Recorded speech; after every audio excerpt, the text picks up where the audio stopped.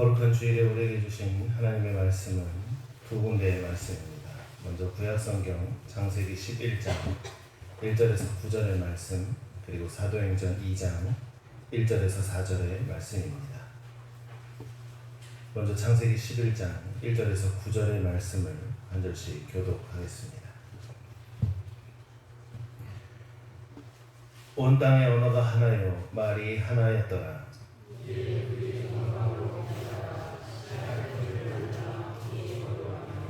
서로 말하되, 자, 벽돌을 만들어 견고히 굽자 하고, 이에 벽돌로 돌을 대신하며 역청으로 진흙을 대신하고,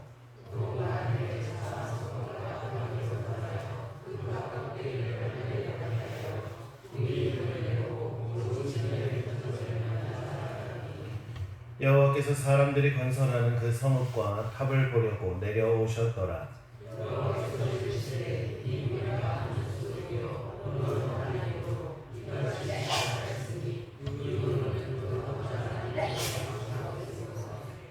자, 우리가 내려가서 거기서 그들의 언어를 혼잡하게 하여 그들이 서로 알아듣지 못하게 하자 하시고,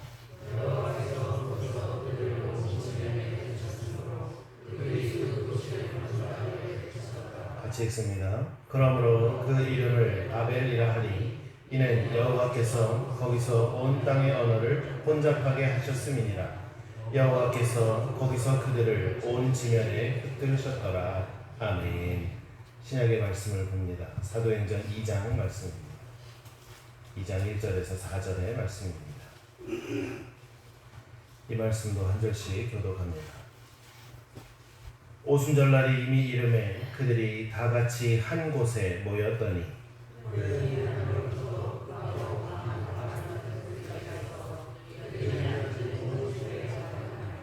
마치 불의 혀처럼 갈라지는 것들이 그들에게 보여 각 사람 위에 하나씩 임하여 있더니 그들이 다 성령의 충만함을 받고 성령이 말하게 하심을 따라 다른 언어들로 말하기를 시작하니라.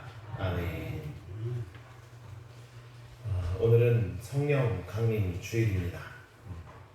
성령께서 오순절날에 그 기도하던 제자들에게 임하셔서 언어와 문화가 서로 다른 사람들을 하나로 묶으신 성령이 역사하신 은혜의 날입니다. 그런데 이 은혜는 오래전 우리가 앞에 창세기 11장의 말씀에 읽었던 바벨탑의 사건에서 비롯된 인간의 분열의 역사와 연결됩니다. 먼저 읽은 창세기 11장의 말씀에 보면 사람들은 하나의 언어를 뭉쳐서 하늘에 닿는 탑을 쌓자라고 이야기했죠. 그래서 자신들의 이름을 높이려 했습니다. 그러나 그 연합은 하나님이 없는 연합이었고 그 연합의 결과는 결국 분열로 흩어지게 되었습니다. 그러나 사도행전 2장의 말씀은 그 반전의 이야기이죠. 흩어졌던 인류를 다시 모으시는 하나님의 회복입니다. 오늘 우리는 이 두 본문을 통해서 성령께서 어떻게 갈라진 사람들을, 인간을 다시 하나 되게 하시는지를 묵상하고자 합니다. 먼저 창세기 11장의 말씀은 인류가 하나의 언어를 사용했다라고 기록합니다. 그리고 시나이 평지에 모여서 하늘에 닿는 탑을 쌓으려는 장면으로 그 이야기를 시작합니다. 그들은 이야기합니다. 우리의 이름을 내자라고. 그리고 하늘에 닿는 탑을 쌓아갑니다. 여기서 하늘에 닿는 탑이라는 건 단순한 어떤 그들의 랜드마크로 짓는 문제가 아니라 그 당시 메소포타 지역의 지구라트를 연상하게 합니다. 이건 뭐냐면 당시 바벨론 종교에서 신과의 접촉을 상징하는 구조물이라는 거죠. 그러니까 주석가들은 이 탑이 하늘에 닿게 하자라는 이 표현 속에 인간 스스로가 신의 자리에 오르려는 교만한 태도를 담고 있다라고 해석합니다. 그러나 이 뜻에 비추어 보면 사람들은 뭘 했느냐? 그들은 하나님 없이 스스로를 높이고자 했다라는 거죠. 그건 단지 건축, 어떤 행위, 그것이 아니라 인간의 욕망, 그리고 가장 경계해야 할 인간의 교만이었습니다. 그때 이루어졌던 연합은 하나님의 뜻과는 무관한 인간 중심의 연합이었습니다. 그러한 연합에 하나님께서 보시고 인간의 교만이 스스로를 파괴할 수 있음을 경고하셨습니다. 너희들의 교만으로 인해 너희들이 스스로 파괴될 수 있다라는 것이죠. 그래서 하나님이 선택하신 방법은 그들의 언어를 혼자 파괴하셔서 서로를 이해하지 못하게 하시고 결국 그들을 온 지면에 흩으셨다라는 겁니다. 그래서 그곳의 이름이 바벨, 즉 혼란이라는 이름으로 불리게 되고, 이것은 인간의 교만 그리고 하나님의 뜻을 거스르려고 하는 시도가 얼마나 허망한 것인가를 상징적으로 보여주는 사건입니다.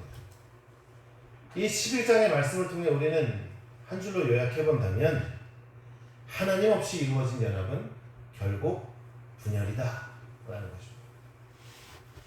오늘 살아가는 우리의 삶은 어떻습니까? 언어는 똑같습니다. 마음은 통하지 않습니다. 똑같은 말을 사용하고 있지만 마음이 통하지 않는 시대를 살고 있습니다. 제가 주중에 민통선 안에 있는 해마루 그 지역을 다녀왔습니다.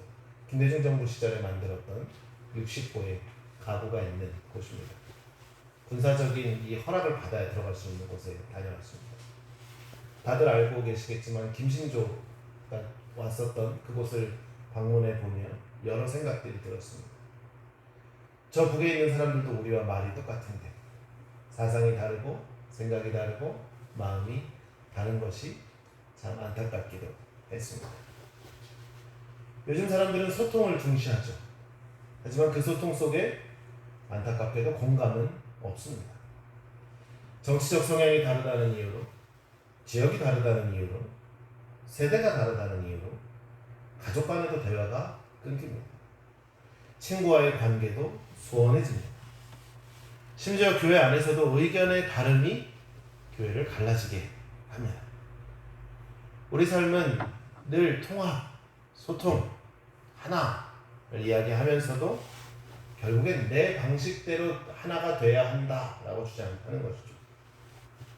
그것은 또 다른 바벨의 연속일 뿐입니다. 또 다른 혼란의 반복일 뿐입니다.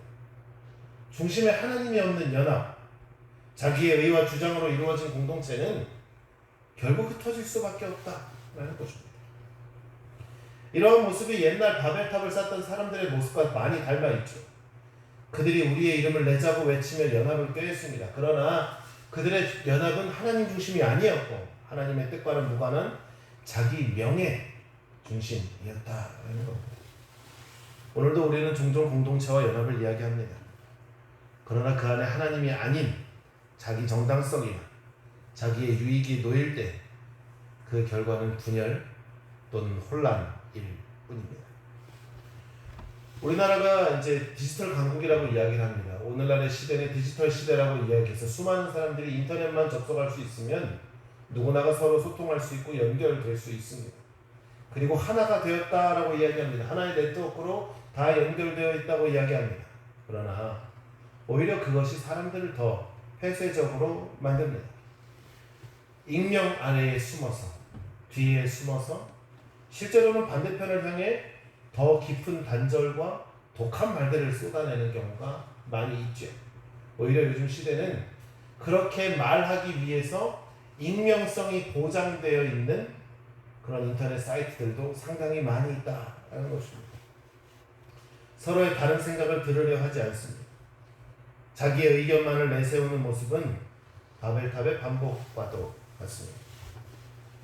결국 오늘을 살아가는 우리가 회복해야 할 하나, 오늘의 말씀의 제목과도 같던 그 하나였더라 라는 그것은 단순한 의견의 일치나 사회적인 협동이 아니라 우리 안에 하나님의 중심, 성령의 중심에 의한 하나됨이어야 한다는 겁니다. 바벨의 교만이 만들어낸 혼란과 단절을 오늘 우리가 극복하고 넘어서기 위해서는 우리가 다시 하나님을 중심에 두고 성령의 도우심을 구해야 한다는 것이죠. 사랑하는 성도 여러분, 오늘 성령 강림 주일에 우리가 그것을 구할 수 있기를 소망합니다. 하나님이 우리의 중심 되시고 내 안에 살아계신 성령께서 우리 모두의 중심 되시기를 주님의 이름으로 축원합니다. 근데 가장 문제가 뭘까요? 우리는 알고는 있죠. 성령이 성령으로 하나 되어야 하고 하나님이 우리 안에 중심이 되어서 역사되어져야 한다는 것도 압니다. 근데 문제는 뭐냐면 지금의 우리가 그것을 위기다라고 인식하지 못하는 겁니다. 알고 있어. 하나님 말씀대로 살아야지. 하나님의 뜻이 우리 안에 있어야지. 교회가 하나님의 뜻대로 사는 거지 라고 하지만 정작 우리 안에 다가온 위기는 인식하지 못한다라는 것이죠. 분열과 단절이 우리 삶 속에 너무나도 자연스럽게 자리 잡아 있습니다. 그 사람은 그런 사람이야. 내비둬 라고 하죠. 오히려 그게 정상처럼 느껴집니다. 그냥 오히려 갈라져 있는 그 모습이 그냥 어쩔 수 없이 받아들여야 하는 오늘날의 현실입니다 하고 그냥 우리는 그렇게 받아들이고 살아갑니다. 다른 생각은 틀린 생각이다 라는 사회적 풍조가 만연합니다. 타인을 설득하려 하기보다 그냥 잘라냅니다. 말이 안 통한다고 말을 하지 않습니다. 설득하려는 시도도 안 합니다. 차라리 시도라도 하고 관두면 그나마 나을 텐데 시도조차도 안 합니다. 어차피 말해도 안 들어 라고 하는 것이죠. 그리고 그것은 결국 무시로 이어집니다. 사랑의 반대말이 뭐라고요? 무관심, 무시죠. 사랑에 역행하는 길을 걸어간다는 것. 그리고 점점 배제합니다. 저 사람은 안 돼. 저 사람은 못해. 저 사람은 할 수 없어. 그 배제는 사상이나 생각의 문제뿐만이 아니라 우리의 나이, 우리의 건강과도 연결이 되는 것입니다. 교회조차도 이 위기에서 자유롭지 못합니다. 신앙의 본질이 아니라 교단, 교파의 차이, 교회 안에도 빨강, 파랑, 노랑, 주황, 정치적 차이, 사회적 계층, 때로는 교회 내부의 분열까지 초래하게 됩니다. 하나님의 이름으로 모인 공동체가, 하나님의 이름으로 모이겠다고 결단하는 공동체가 정작 그 안에서 하나님을 잊어버렸습니다. 하나님이 있으면 오히려 부끄러울까봐 차라리 하나님 떼고 시작합니다. 각자의 주장을 외치는 시대가 되었습니다. 하나님이 이렇게 말씀하셨기 때문에 이렇게 해야 됩니다가 아니라 그 사람이 이렇게 말하니까 이렇게 해야 됩니다라고 이야기하는 시대가 되어버렸다는 겁니다. 그게 바벨과 뭐가 다릅니까? 그게 그들의 이름을 내기 위해 모여서 성을 쌓고 탑을 쌓았던 그들과 뭐가 다릅니까? 성령 강림주일인 오늘 우리는 이 현실을 직시해야겠습니다. 우리가 모인 이 교회가 탑입니까? 하나의 성벽입니까? 아니면 하나님을 예배하는 성전입니다. 우리는 이것을 오늘 돌아봐야겠습니다. 이 위기 앞에 하나님 없이 하나 되기를 원했던 그때의 모습이 오늘날 교회, 사회 전반적인 모습과도 같습니다. 그러나 하나님은 이러한 위기의 자리에 침묵하지 않으셨습니다. 가만히 내버려 두지 않으셨습니다. 사도행전 2장에서 다시 모으시는 하나님으로 우리에게 역사하십니다. 오순절날에 제자들과 성도들이 한 곳에 모여 마음을 같이하여 기도하고 있을 때 하늘로부터 급하고 강한 바람 같은 소리가 나고 불의 혀처럼 갈라지는 것이 각 사람 위에 임하며 성령께서 그들 가운데 임하셨습니다. 그리고 그들은 성령이 말하게 하심을 따라 각각의 다른 언어들로 말하기 시작했습니다. 놀랍게도 그 언어들은 서로 달랐지만 내용은 같았습니다. 모두가 하나님의 큰 일을 증언하고 있었기 때문입니다. 성령께서 임하신 그날, 그 기도하던 자들의 머리 위에, 그들의 가슴 가운데, 그들의 심령 가운데 임하셨던 그날, 인간의 욕심으로 인해 흩어졌던 그 인류가 다시 하나로 모여 하나님의 영광을 선포하게 된 것이죠. 다른 언어들로 말하기 시작했다라고 성경은 기록합니다. 이 구절은 그냥 우리가 알고 있는 기도할 때 이상한 말로 막 하는 방언의 현상을 넘어서서 구약에 흩어진 민족들이 복음 안에서 다시 하나가 됨을 이야기하는 것입니다. 학자들은 이 사건이 바벨탑의 반전이다 라고도 이야기합니다. 인간의 죄로 인해 흩어진 언어들이 성령 안에서 다시 하나 되는 회복을 의미한다 라고 강조하고 있는 것이죠. 언어가 달라도 통하는 것이 있죠. 우리가 올해 캄보디아로 그 비전 트립을 갔을 때 그 캄보디아 어린 친구들이 찬양하는 가사가 뭔지는 몰랐어요. 근데 멜로디는 어서 익숙해요. 근데 희한하죠. 그 찬양 속에 우리는 은혜를 받습니다. 온 각국의 사람들이 기도하는 소리를 한번 유튜브에 찾아 들어보십시오. 히브리어로 기도하던, 그리스어로 기도하던, 영어로 기도하던, 독일어로 기도하던, 일본어로 기도하던, 중국어로 기도하던 그런 기도의 소리나 찬양의 소리를 한번 찾아 들어보십시오. 신기하게 은혜가 됩니다. 겉은 다르고 언어가 달라도 그들이 고백하는 하나님이 한 분이시기에 우리는 그 안에서 영적으로 연합되는 역사가 일어남을 경험하게 된다라는 것이죠. 하나님 없이 높아지렸던 바벨의 언어는 그들에게는 혼란이 되었지만 오늘 우리에게 임하신 이 성령 강림의 사건은 각기 다른 배경, 다른 언어를 가진 사람들이 하나의 공동체로 묶여서 한 하나님을 찬양하게 된 역사적 순간이었다라는 것입니다. 사랑하는 성도 여러분, 오늘 우리에게 임하신 성령은 그때 임하셔서 오늘날도 우리와 함께 살아계신 그 성령님은 분열된 우리를 다시 하나 되게 하십니다. 그리고 그때 와서 다음에 또 올게가 아니라 지금도 우리 가운데 여전히 여러분의 마음 가운데 여러분의 심령 가운데 함께 하고 계심을 믿으시기를 주님의 이름으로 축원합니다. 성령의 하나됨은 의견의 일치가 아닙니다. 너는 어떻게 생각해? 너는 어떻게 생각해? 우리 한번 뜻을 모아보자라는 게 아닙니다. 우리의 행동을 맞춰보자라는 게 아닙니다. 군대 가서 군인들 훈련받는 것처럼 훈련소 가면 가장 먼저 훈련받는 게 뭡니까? 제식 훈련이죠. 앞으로 가, 뒤로 돌아, 좌양좌, 우양우, 전방에 국회를 향하여 경례, 자세를 맞추고 각을 맞추는 게 아닙니다. 가장 본질인 것을 맞추는 겁니다.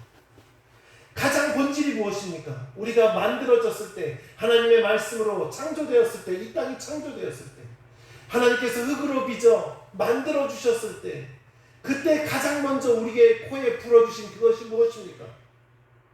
하나님의 생기입니다. 하나님의 형상입니다. 그 형상이 다시 회복되는 것. 서로 생긴 것은 달라도, 사는 지역은 달라도, 배운 것은 다르고, 각자 처해져 있는 지위가 다르고, 건강이 다르고, 재산이 다를지라도 그 안에서 우리가 회복되어져야 하는 본질적인 그 하나는 바로 하나님의 형상이라는 것입니다. 그 하나님의 형상이 회복된 날이 바로 오늘입니다. 여러분의 모습은 다 다릅니다. 입고 있는 옷도 다 다르고 여러분의 생각도 다 다릅니다. 그러나 우리는 하나님의 형상으로 지음받았음을 고백합니다. 하나님의 형상은 수천 수만 가지의 모습으로 보일 수 있으나 그 본질은 같습니다. 그것이 바로 하나님의 말씀이요 하나님의 뜻입니다. 성령은 오늘 우리가 살아가는 데에 나타나는 그 다름을 지우지 않습니다. 없애버리지 않습니다. 과거의 흔적을 지우려 하지도 않습니다. 오히려 다름 속에서 조화를 이루어 가십니다. 각자의 언어, 생각, 성격, 각자의 배경이 모여도 하나님을 중심에 둘 때 진정한 연합이 이루어지는 것입니다. 그 연합은 인간적인 노력으로는 이룰 수 없습니다. 왜냐하면 인간은 결국 자기 유불리에 따라 등을 돌리고 벌뜯고 외면하기 때문입니다. 오직 하나님의 은혜로만 이 연합은 가능합니다. 성령의 능력으로만 가능한 것입니다. 사랑하는 성도 여러분, 우리는 늘 이 땅의 하나와 이 교회의 하나됨을 위해 기도합니다. 근데 우리는 그 방법을 알고 있습니다. 그렇다면 우리의 기도는 조금 바뀌어야 하지 않을까 생각합니다. 하나님, 이 땅이 하나 되게 해주십시오가 아니라, 하나님, 우리가 하나님으로 하나 되게 해주십시오. 우리가 하나님의 말씀으로 하나 되게 해주십시오. 우리가 하나님의 뜻으로 하나 되게 해주십시오. 각자 다른 곳을 바라보던 우리가 하나님을 바라보게 하시고, 각자 다른 곳에 서 있던 우리가 하나님의 성전에 서 있게 하여 주시옵소서.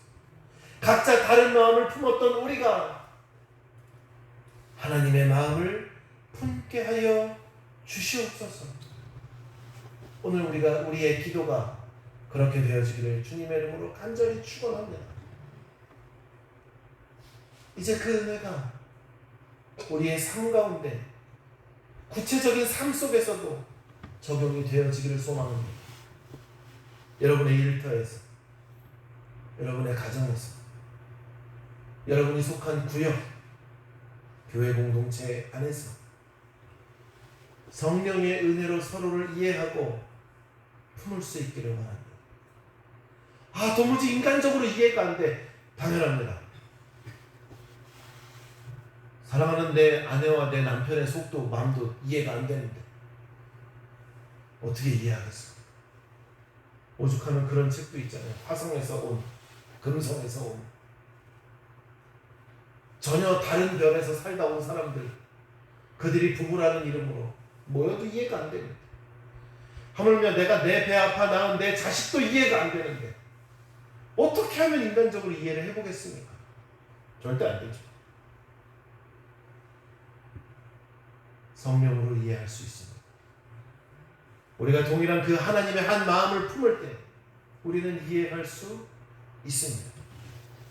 성령은 단지 역사 속 사건에 머무르지 않습니다. 오늘도 우리 안에 임하셔서 갈등을 화해로, 분열을 연합으로 바꾸시는 분입니다. 사랑하는 성도 여러분, 그 성령이 오늘 바람같이, 불같이 여러분에게 임했습니다. 언젠가 불의 혀를 말씀드린 적이 있죠. 작년에 아마 그랬던 것 같습니다. 불의 혀는 불이 한번 나면 그 불이 계속 탈 수 있는 산소나 이런 것들을 찾아 그 틈새를 정말 삽시간에 뱀의 혓바닥처럼 갈라지듯이 확 하고 퍼지는 걸 불의 혀라고 얘기하거든요. 우리가 성령으로 하나 될 때 그 속도는 우리 인간적인 계산으로도 따라잡을 수 없을 것입니다. 다만 그것이 시작되려면 우리는 반드시 성령으로, 하나님의 은혜로, 하나님의 말씀으로 하나 되어져야 할 것입니다.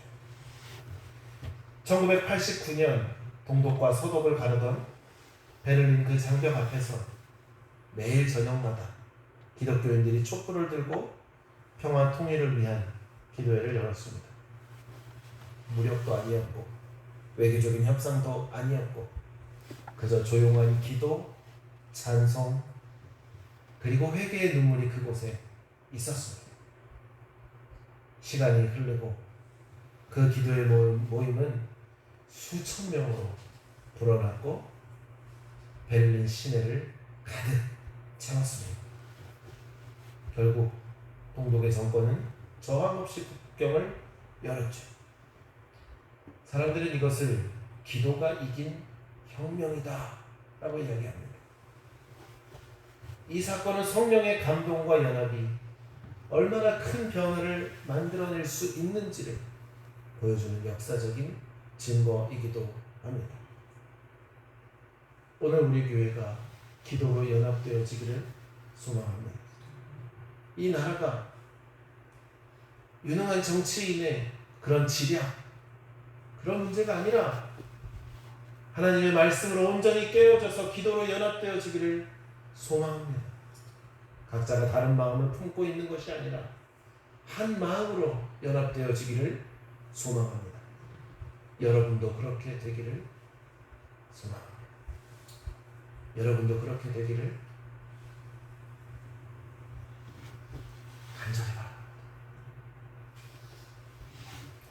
우리의 말과 행동, 말의 동기를 점검하십시오. 사람이 가장 쉽게 할 수 있는 게 말입니다. 저는 제 아이들에게 그렇게 교육합니다. 사람은 자기가 가장 제일 잘하고 가장 쉽게 할 수 있는 것을 제일 많이 실수해. 근데 그게 말이야. 말을 조심해야 돼. 뭐 사춘기 애들이니까 그럴 수 있다. 요즘 애들은 다 그렇다. 아니죠. 저는 아니라고 생각합니다. 말이 갖고 있는 힘과 권세는 놀랍습니다. 여러분, 그 말의 동기를 점검해 보십시오.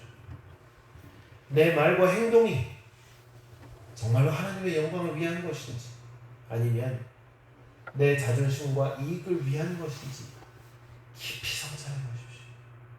오늘 내가 하는 말이, 오늘 내가 누군가의 뒤에서 하는 말이, 오늘 내가 하나님 앞에서 무릎 꿇어 기도하는 그 말이 하나님의 영광을 위한 것인지, 아니면 그저 나의 자리, 나의 사리사욕을 위해 하는 말인지 깊이 생각해 보십시오. 겉보기에는 옳은 말일 수도 있죠.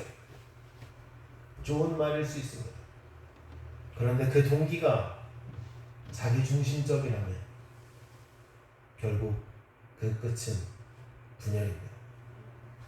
우린 또 그러한 탑을 쌓게 될 것입니다. 서로가 다름을 수용하십시오. 성령은 우리의 차이점을 지우지 않으시고 오히려 그 차이들 속에서 풍성한 조화를 이루게 하십니다. 요즘 우리 교회 화단을 보면 참 감사한 마음들이 많이 듭니다. 알록달록한 꽃들이 피어납니다. 처음에는 아무런 색깔도 보이지 않고 그저 녹색에 불과했던 그 풀들이 예쁜 꽃들을 피웁니다. 그 과정 가운데 또 어떤 꽃은 지고 또 땅속에서 돋아날 싹들은 또 다른 색깔의 꽃들을 피워내기 위해 지금도 그 생명력을 발휘하고 있습니다. 각자의 다름은 성령 안에서의 연합의 이유가 됩니다.